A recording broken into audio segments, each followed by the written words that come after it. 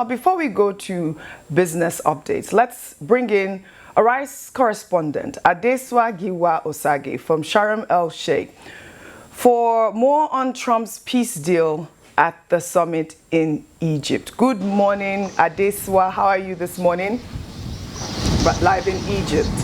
Good morning, OG. Good morning, Rufai. Morning. Nice to see you again. Fantastic, Adesuwa. Yeah. So now, what does this peace deal signify in Egypt? We know that, the peace deal remains fragile as neither Israel nor Palestine are direct signatories to the deal, which already adds another tension to that uncertainty about achieving, durable peace that requires direct accountability, mutual commitment, and of course, security guarantees. We know that humanitarian aid is continuing to enter Gaza at the moment.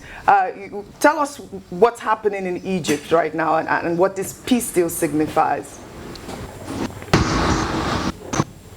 It pointed out very importantly that if we're talking about the significance of this peace plan, of course, Rufai brought it up that President Biden did have an exchange of hostages happen before. But even if we go beyond that, if we're just looking at the conflict of the Palestine conflict, if we look at what happened in 1983 with the PLO and Yasser Arafat, we see that there has been a cycle of the Middle East essentially allowing America and Europe to their peace process. And I think that's the biggest thing that we saw here in Egypt. Yes, it's being hosted in Egypt. Yes, it's being hosted by Al-Sisi and President Donald Trump. But Donald Trump was the belle of the ball yesterday. He was basically Cinderella here, shaking hands with everyone. He was the center of attention. And he said when he was in trouble, but also when he here, that he's with some of the richest men in the world. And so that also for me raises a question that these leaders of the Arab states are very wealthy,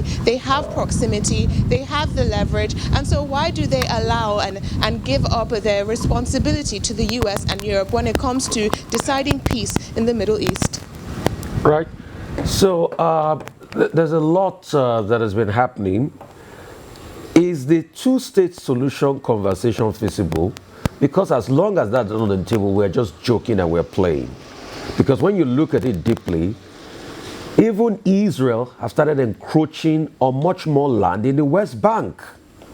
While the fight was with Gaza, a lot of people were hurt in the West Bank.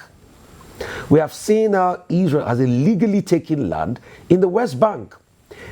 And that's why if you look at Oslo I and Oslo II agreements, the one between Yasser Arafat and Yitzhak Rabin that led to the Nobel Prize and all of that, the bone of contention was stemming Israel's excessive occupation in the West Bank, which Israel has not stopped till date.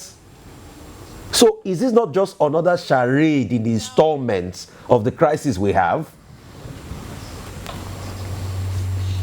Now, Rufai, it's very important to bring this up. The two-state solution is something that they've treated as though it's an elephant in the room. There's not been much conversation around that. I do think that's why we did have France, Emmanuel Macron, and the British Prime Minister Keir Starmer, who are prominent US allies that have backed the recognition of the state of Palestine. Now, if we remember at the UN, France and Saudi Arabia led the New York resolution where 142 countries said that they needed a ceasefire and that they recognized the state of Palestine. However, very importantly, people have forgotten what's happening in West Bank and what has been happening not just by Netanyahu but also his allies in the Knesset, in his cabinet, because they are expanding the illegal settlements. And if they expand it to a point, they're essentially trying to make it into a situation where it would be impossible for a state of Palestine to exist in the way that it's been set out in the Oslo Accords, in international law. So yesterday we did not have much conversation about the two-state solution, or rather the two-state agreement. It's an elephant in the room situation here in Egypt. People wanted Trump to look good. He got the Israel Award. They want him to feel like he's done the most unprecedented thing in the history of the world with these agreements. However, when we get to the nitty-gritty of how the state of Palestine is, that was not discussed at all in public. All right. Can we have Benga? Can we have Benga? Benga, your thoughts Okay, on yeah, Adesuwa, great to connecting live with you from El Sham, El Sheikh in Egypt. Now let's look at some other underlying issues here. Just a month ago, the United Nations accused Israeli Prime Minister Benjamin Netanyahu of genocide. So how does this peace plan speak to it? We understand that Israel is not a signatory to the ICC. Neither is the U.S. a signatory to the ICC. So how does this address issues of fundamental human rights and the allegation of genocide?